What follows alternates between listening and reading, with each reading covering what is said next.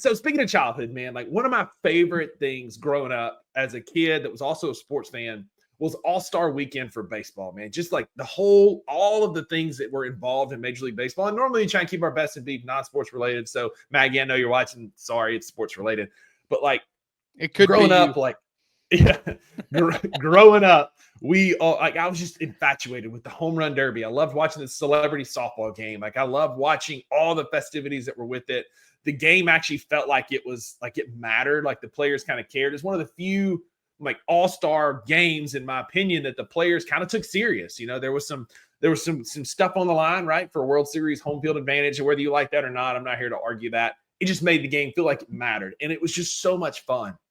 Bro, I did not know that it was All-Star Week in professional baseball until this morning when I got on Instagram and it had a picture of like some of the rising stars, and I was like, this is so sad that what used to be, as Edward says, like the home run derby used to just hit, and it just doesn't hit like that anymore.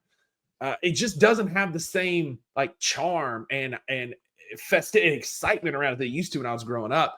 Part of that is, you know, Rob Manfred is running professional baseball into the ground. I've said it numerous times on this show and many others that like if it wasn't for Rob Manfred, Adam Silver would be the worst commissioner in all of professional sports. But Adam Silver has done some goofy things.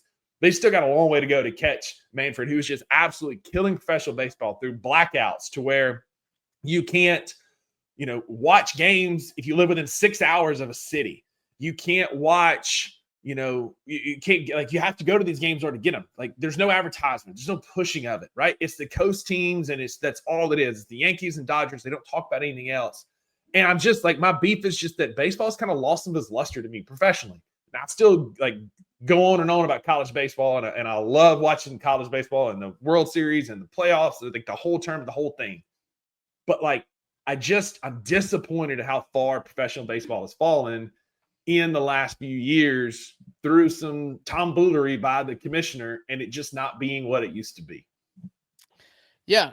I mean, you think you've hit all the high points of what I've been standing on for years about Major League Baseball's problem, you know, and it starts with the blackouts. For instance, I am a St. Louis Cardinals fan. I live 6 hours away from St. Louis, but for some reason, if they play on ESPN, I'm blacked out. It's stupid. I don't understand it. It's the opposite of growing the game. Baseball, and I really felt it in my soul, like watching The Sandlot, to bring this back around. I watched that and I was like, it took me back to my childhood where I was a huge baseball fan. I loved the highlights. You know, I grew up during the steroid era, but that was Bonds. That was the home run chase of 98 with McGuire and Sosa and Griffey. Like, it is true that there's something romantic about baseball, and they're stripping it from a younger generation. They're keeping fans from growing up loving baseball because they're making it so hard to watch. I mean, even on social media that you have it's so hard to just post highlights and clips because the MLB does such a horrible job, or honestly a good job, of making sure that they are the sole content creator, and it's awful. Yeah. Real quick, like it's like such a fall from grace, as Edward said here. Like it's a legacy sport. Like Drew, when I was a kid, if you walked into my house out Central Place out back there where I used to live next door to the Roaches, like if you walk in, like every poster in my bedroom was King Griffey Jr. He's the reason I wear my hat backwards. I wanted it. My number's 20. My number was always 22 because I wanted to be 24 because of King Griffey Jr., but somebody always had it. I was a huge Sammy Sosa, Mark Grace. Like these are my heroes growing up, right? And like I'm so sad to see it's not the same that it used to be, because like I was a huge Cubs fan. I used to watch those games on WGN all the time. And I used to watch it, like I consumed so much Cubs content. I'm a grown man, and here amongst my friends, I am comfortable to admit that I stood in my living room and I cried in 2016 when the Cubs finally won a World Series. Now, I was several cups of Woodford Reserve deep that night, but I did. I cried in my living room because Cubs won a World Series because it mattered. Baseball matters to me. It's my favorite sport by a long shot. I love college baseball. I love just baseball in general. I love going to watch my nephews playing tournaments, but like professional baseball it's doing more harm. And Ninja DJ's it's perfectly said.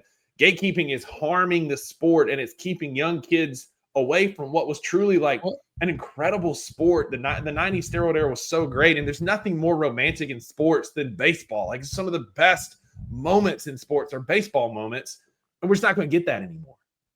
Yeah. I think Black Ninja TJ was right on it. The gatekeeping, and it's an older generation that wants to keep it sacred and keep it to themselves.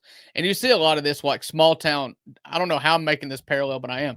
You see like small town Mississippi, like there's a little town here in Walnut, Mississippi, right on Highway 72. And for the longest, they were like, we are not growing. We are keeping this the way that it is because we don't want to sell our land. We just want to keep it to ourselves. And what that hurts is like young people leave.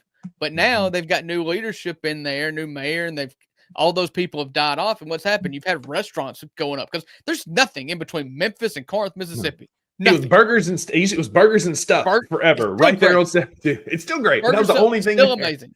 Still amazing. Ate there last week, but it's like from Parks and Rec. When you allow yourself to grow and expand and make yourself relevant to younger generations, you grow and you grow more fans. Baseball is just the opposite of that. It is just asinine.